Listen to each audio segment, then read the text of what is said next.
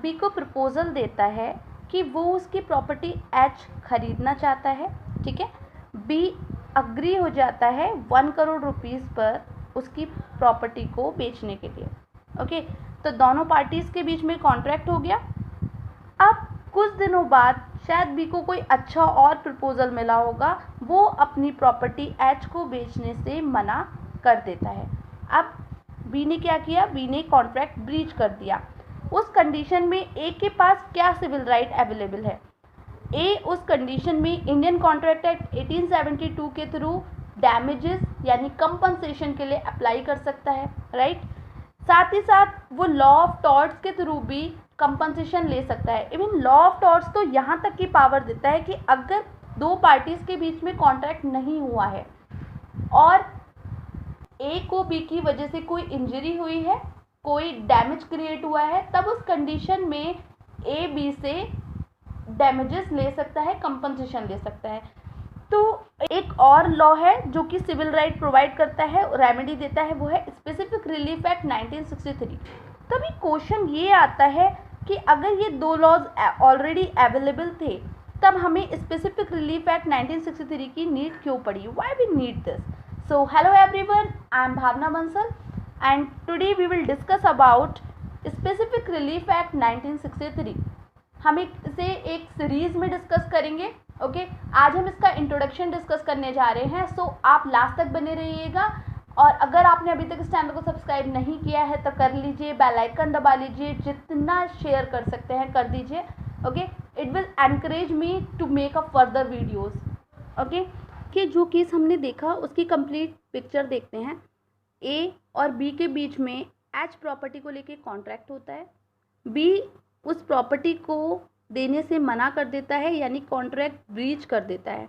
तब उस कंडीशन में ए कोर्ट के पास जाता है। कोर्ट कहती है ठीक है कि हम आपको कंपनसेशन दिला देते हैं बी से या फिर डैमेजेस दिला देते हैं। तब उस कंडीशन में ए बताता है कि जो एच प्रॉपर्टी है ये मेरे दादाजी ने बनाई थी, मेरा बचपन इस प्रॉपर्टी में गुजरा है, मेरी फीलिंग्स इससे अटैच्ड है, कुछ प्रॉब्लम हो गई थी जिसकी वजह से मेरे फादर को ये प्रॉपर्टी बेचनी पड़ी। अभी मेरी कंडीशन ठीक हो चुकी है, मैं अपनी प्रॉपर्टी वापस लेना चाहता हूँ, ठीक है। जो ये अमाउंट चाहे उस अमाउंट पर कोर्ट इस बात को कंसीडर करती है और कोर्ट बी को अंडर स्पेसिफिक रिलीफ एक्ट 1963, जी हाँ, इसी एक्ट के थ्रू बी से ये कहती है कि आप इस प्रॉपर्टी एच का पोजीशन ए को दे दीजिए, ठीक है। तो ये जो स्पेसिफिक रिलीफ एक्ट है ये बात करता है ऐसे रिलीफ की जो कि स्पेसिफिक फॉर्म में होगा। इस केस की अगर हम बात करें, यहाँ क्या किया गया, यहाँ पोजीशन दिलाया गया बी से, ना कि क्या डैमेजेस या कंपनसेशन की बात यहाँ पे नहीं की गई है।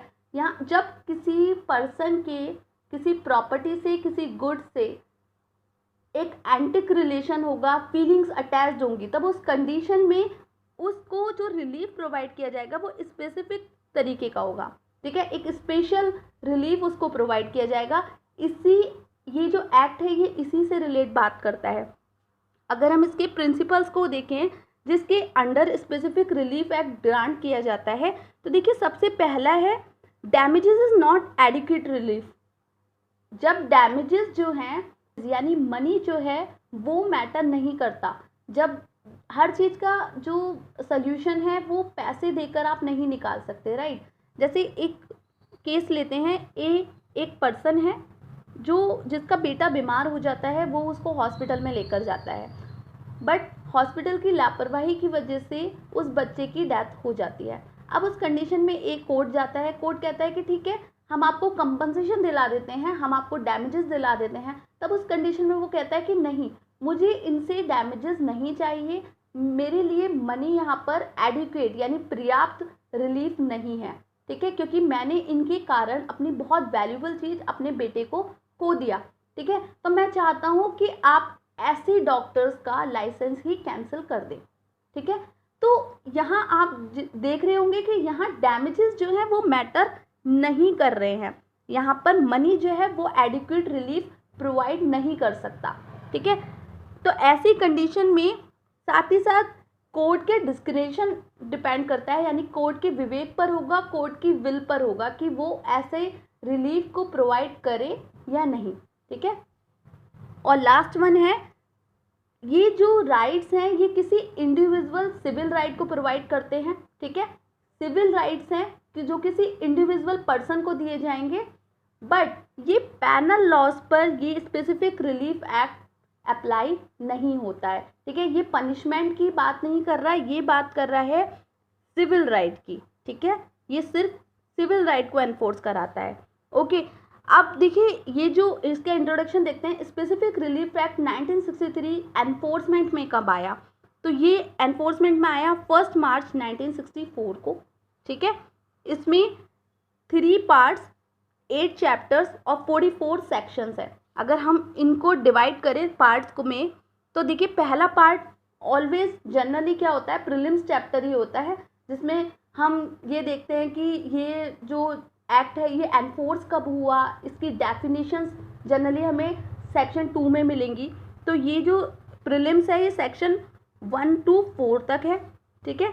दूसरा देखिए हम बात कर रहे हैं कि जब कॉन्ट्रैक्ट ब्रीच हो गया हो, कॉन्ट्रैक्ट जो है वो एक पार्टी ने ख़त्म कर दिया हो, तोड़ दिया हो, तब उस कंडीशन में फ्रेम में आते हैं हमारा स्पेसिफिक रिलीफ एक्ट का पार्ट 2, जो कि बात करता है स्पेसिफिक रिलीफ की, ठीक है, जो कि सेक्शन 5 से लेके 35 तक है, जिसमें देखिए। और दूसरा है हमारा टू बी ब्रीच्ड, अगर होने वाला है।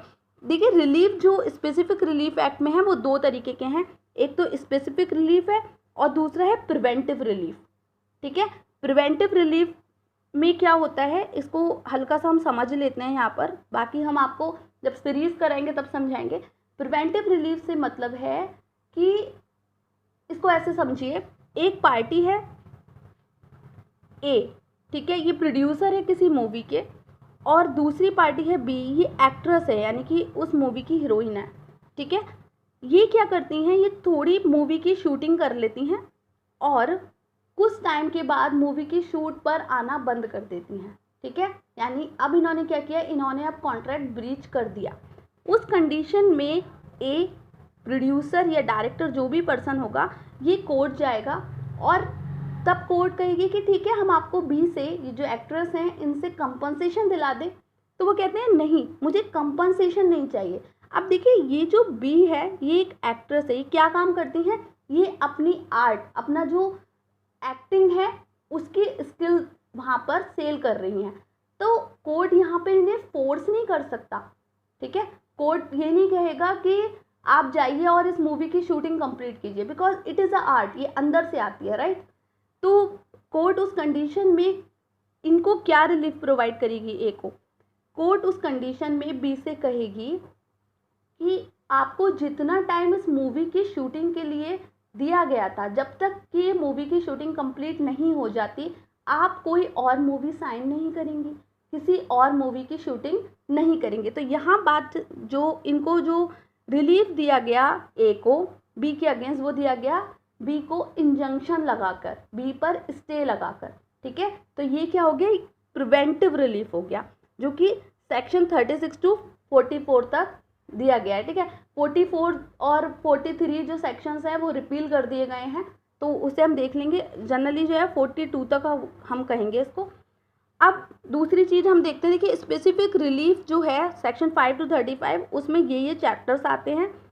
चैप्टर 1 बात करता है रिकवरी पोजीशन की, चैप्टर 2 बात करता है स्पेसिफिक परफॉर्मेंस की, 3 में रेक्टिफिकेशन, रेसिग्नेशन, 4 कैंसिलेशन चैप्टर 5 और डिक्लेरेटरी चैप्टर 6, ठीक है। वहीं अगर हम बात करें प्रिवेंटिव रिलीफ में, तो इसके 2 चैप्टर्स हो गए, चैप्टर 7 हो गया इंजंक्शन से रिलेट, हमने जैसे आपको बताया इंजंक्शन स्टे, या और चैप्टर 8 हो गया हमारा परपेचुअल, ठीक है। सो दैट्स इट फ्रेंड्स, और ये इंट्रोडक्शन था आज। हम इसके धीरे धीरे एक एक चैप्टर को जो है वो आपको समझाएंगे। So stay with me and bye bye.